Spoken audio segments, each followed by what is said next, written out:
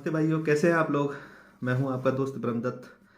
जैसा कि आप लोग जानते हैं कि मैं अपने व्यक्तिगत अनुभव के आधार पर आप लोगों के बीच में जानकारियां साझा करता रहता हूं। बहुत सारे लोगों को रिलीफ भी मिला है, बहुत सारे लोग हमें कांटेक्ट भी करते हैं। मैंने प्राइवेसी कंसर्न की वजह से मैंने कॉल को वाइल्ड कर रखा हुआ है और मैंने व्हाट्सअप नंबर अपना नीचे दे रखा है। आप लोग व्हाट्सअप पे आए, आप लोग मेरी मदद करेंगे तो हम आपकी ज़रूर मदद करेंगे। हमने 400 रुपये 15 मिनट के लिए रखा हुआ है। अगर आप लोगों को मेरी सहायता की ज़रूरत है तो आप लोग हमसे आगरा में भी मिल सकते हैं। आप लोग हमसे व्हाट्सएप के जरिए भी संपर्क कर सकते हैं, क्योंकि प्राइवेसी कंसर्न बहुत इंपॉर्टेंस रखता है मेरे लिए। क्योंकि बहुत सारे ऐसे लोग हैं जो फेक कॉल्स करते हैं, हम परेशान हो जाते हैं। तो इसलिए बहुत ज़रूरी है कि एक फेयर ट्रांजैक्शन हो, जिससे कि पता चले कि हम किस बंदे से बात कर रहे हैं। आपने देखा होगा कि महिला 3/4 डीपी एक्ट में मुकदमा दर्ज करा देती है, 498 में मुकदमा दर्ज करा देती है, 323, 504, 506 जो भी उसको लगाना होता है वो लगा देती है। और अब तो ये ट्रेडिशन बन गया कि 377 भी लगा देती है, कभी कभी 307 भी लगा देती है, कि किसी तरीके से मामला जो है वो गंभीर प्रवृत्ति का हो जाए।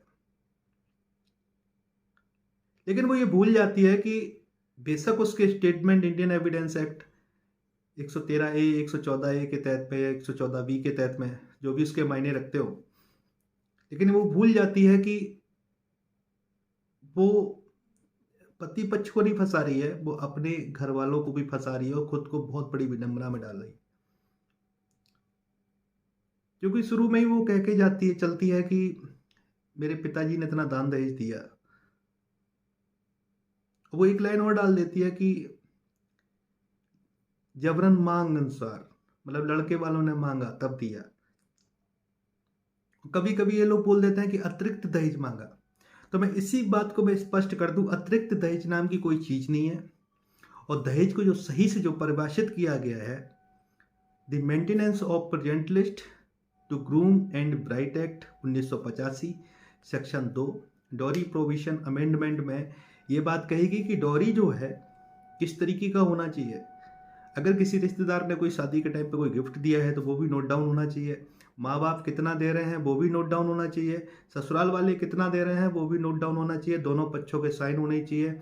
उसमें से अगर आधा सामान अगर रोक लिया जाता है और आधा सामान शादी के टाइम पे दे दिया जाता है और शादी के बाद उस सामान की डिमांड करी जाती है तो वो दहेज प्रताड़ना का मामला बन जाता है। लेकिन आपने देखा कि अमूमन नॉर्मल तरीके से सब चल रहा है, अब अतिरिक्त दहेज हो जाता है। तो हाल में ही हमारे एक मित्र हैं, उनके केस में क्या हुआ कि मजिस्ट्रेट ने संज्ञान भी ले लिया चार्जशीट पे। पुलिस ने चार्जशीट लगाई क्योंकि पुलिस 161 सीआरपीसी और 162 सीआरपीसी के बयान लिख के वो अपना पल्ला झाड़ लेती है, सारी जिम्मेदारियां पूरी हो जाती है पुलिस की। तो बहुत सारे ऐसे फॉल्ट कर देती है पुलिस जिसमें कि उसके लिए नाको चने बीनने बहुत आसान हो जाते हैं।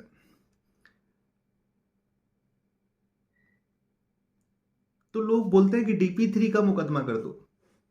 आपकी पत्नी ने अगर मुकदमा दर्ज कराया है आपके खिलाफ में 498 का, तो लोग कहते हैं कि नहीं DP3 का मुकदमा दर्ज कर दो। जबकि dowry provision act section 7 sub section 2 ये कहता है कि जो कंप्लेनेंट है, आप कंप्लेनेंट के तहत में ये मुकदमा नहीं चला सकते उसके खिलाफ। आप अगर पत्नी को अगर पार्टी बनाएंगे DP3 के मुकदमे में तो वो मुकदमा कैंसिल हो जाएगा, खारिज हो जाएगा। और ये जो मुकदमा जो है ना, लोग डायरेक्टली बोल देते हैं, एक्सेप्ट कर लेते हैं कि नहीं इन्होंने दिया हमने लिया, तो अपने लिए भी मुसीबत खड़ा कर सकता है।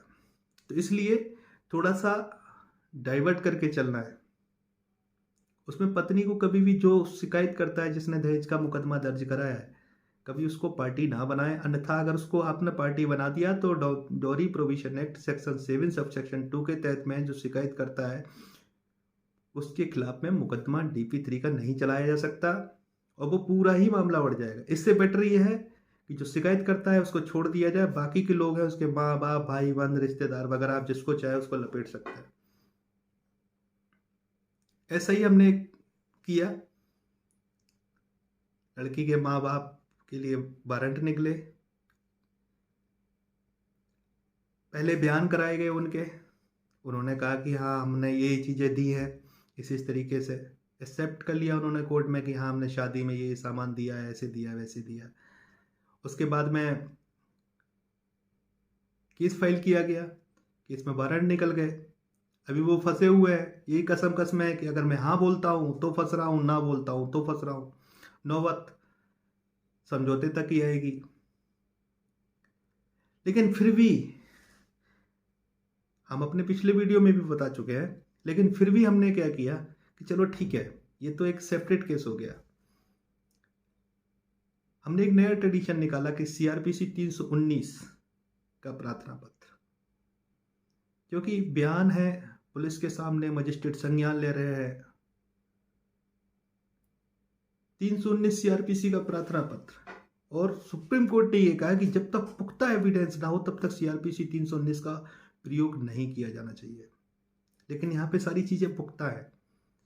पुलिस अपनी जांच में कह रही है 173(2) सीआरपीसी के तहत अपनी जो जांच रिपोर्ट लगा रही है, जो चार्जशीट लगा रही है, उस पर कह रही है, मजिस्ट्रेट उस पर संज्ञान ले रहा है, चार्ज फ्रेम हो रहे हैं। तो ऐसे में पत्नी का बचना, उसके परिवार वालों का बचना बहुत मुश्किल हो जाता है। लेकिन याद रहे कि किसी भी तरीके से ऐसी गलती नहीं करनी है जो अपने ऊपर आ जाए। आपने देखा होगा कुछ महिलाएं अपने केस में क्या करती हैं कि अपने हाथ से एक लिस्ट बना के सामान की कि हमारे पिताजी ने दिया, ये दिया, वो दिया। वो लिस्ट मेंटेनेबल नहीं है, दोनों पक्षों के साइन होने चाहिए। अब कल को आपकी पत्नी जाएगी, ताजमहल की कुंडी पकड़ के खड़ी हो जाएगी, वो फोटो खिंचवा लेगी, वो जज साहब के सामने रख देगी जाके, साहब ये मेरे बाप ने दिया है, तो क्या फोटो देख के तो नहीं हो जाएगा ना। तो इसलिए ही कभी भी एक पक्षी लिस्ट पे साइन ना करें। और उसने अगर उसने साइन किए हैं और कोर्ट में अगर लगाए हैं तो उसकी सर्टिफाइड कॉपी निकाल के उसके खिलाफ में तुरंत मुकदमा दाखिल करवाएं, क्योंकि सीधी तौर पे 420 है, आपराधिक षड्यंत्र है। जो भी धाराएं बनती हो, अगर आपको जानकारी चाहिए हो तो आप लोग हमसे संपर्क कर सकते हैं, हमसे आग्रह मिल सकते हैं। आप लोग हमारी मदद करेंगे तो हम आपकी मदद करेंगे, क्योंकि समाज सेवा से मन भरता है, पेट नहीं भरता है। ये बात आपको भी समझनी पड़ेगी। और डायरेक्ट कॉल ना करें, मेरी हाथ जोड़ के रिक्वेस्ट है आप लोगों से।